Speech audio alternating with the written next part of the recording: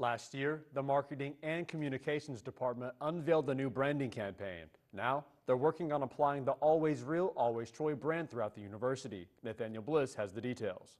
Tuesday, the Troy University Department of Communication and Marketing held the fourth of a series of workshops aimed at implementing new branding across the university's various departments. This has been a time for the marketing and communications teams to share about the work that we do, about our new marketing campaign, Always Real, Always Troy, and to give some guidance to faculty, staff at Troy on how they can get support and help from us and how they can tell the university story in their own areas. Attendees were walked through the new Always Real, Always Troy brand campaign, which was rolled out in August of last year.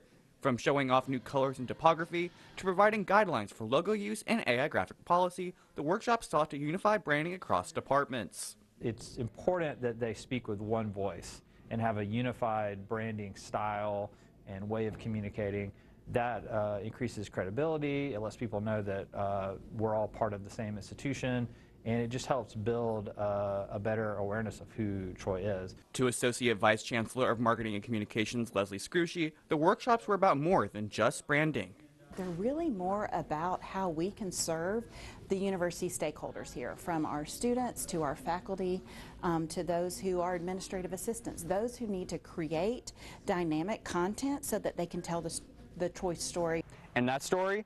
Well, to Scrushy, it's the work that students put in and the relationships they make while at Troy. Staying always real and always Troy, Nathaniel Bliss, Troy, TrojanVision News.